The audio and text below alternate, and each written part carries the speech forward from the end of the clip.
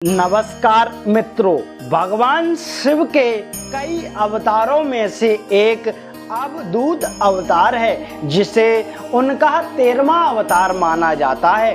भगवान भोलेनाथ ने अवधूत अवतार देवराज इंद्र के घमंड तोड़ने के लिए लिया था। आखिरकार क्या है इसके पीछे की पौराणिक कथा, जानेंगे हम इस वीडियो के माध्यम से। एक बार की बात है, बृहस्पति देव देवराज इंद्र और अन्य देवताओं को अपने साथ लेकर कैलाश पर्वत की ओर भोलेनाथ के दर्शन करने बढ़ चले।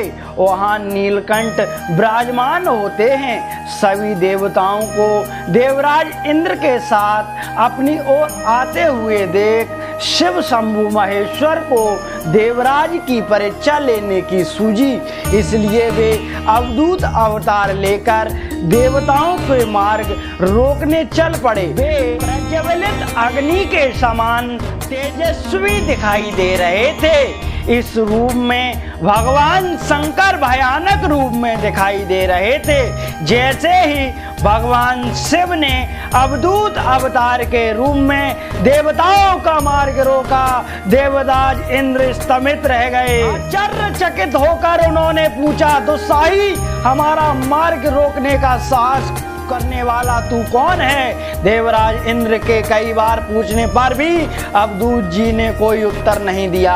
इस पर इंद्र क्रोधित हो उठे और उन्होंने बलपूर्वक अवधूत को वहां से हटाने का व्यर्थ प्रयत्न करना शुरू कर दिया। इंद्र के किए गए कई कोशिशों के बाद भी अवधूत महाराज वहां से टस से मस नहीं हुए, वहां एक शिला की तरह वहीं खड़े रहे। देवराज ने एक बार फिर उनका परिचय पूछा, पर हर बार की भांति इस बार भी उन्हें कोई उत्तर नहीं मिला।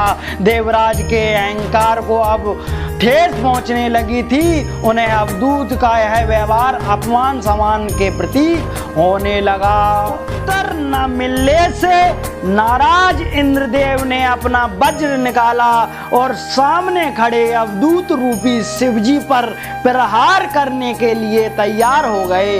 परंतु जैसे ही उन्होंने वज्र छोड़ना चाहा, उनका हाथ स्तमित हो गया। लाख कोशिश के बाद भी देवराज इंद्र अवधूत महाराज को हिला भी नहीं पाए।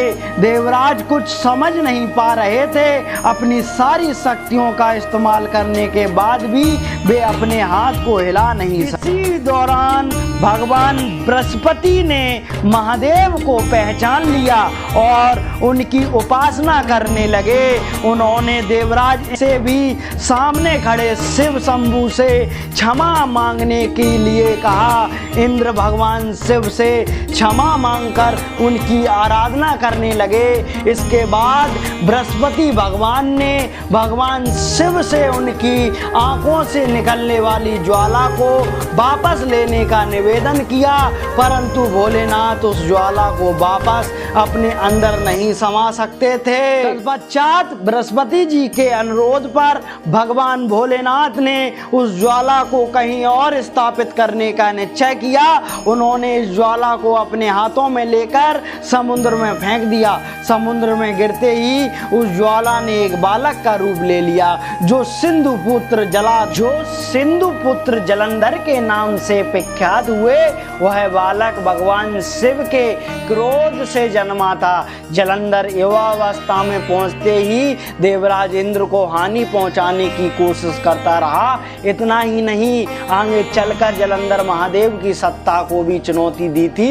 इसलिए सभी देवता भोले शंकर से आग्रह करते हैं कि वह जलंधर का वध कर दें। भगवान शिव देवताओं की प्रार्थना को स्वीकार करते हैं और भीषण युद्ध करके असुरराज जलंधर का वध कर देते हैं। अवधूत जी की स्तुति करने के बाद ही इंद्रदेव शिव शंकर के श्राप से मुक्त हो गए। इसी दौरान भगवान बृहस्पति भी जीव नाम से विख्यात हुए। देवराज इंद्र के जीवन की रक्षा करने के निवेदन से बृहस्पति को इस नाम से सुशोभित किया। यह कारण था भगवान शिव को अवधूत के रूप में अवतार लेने के पीछे की पौराणिक कथा का।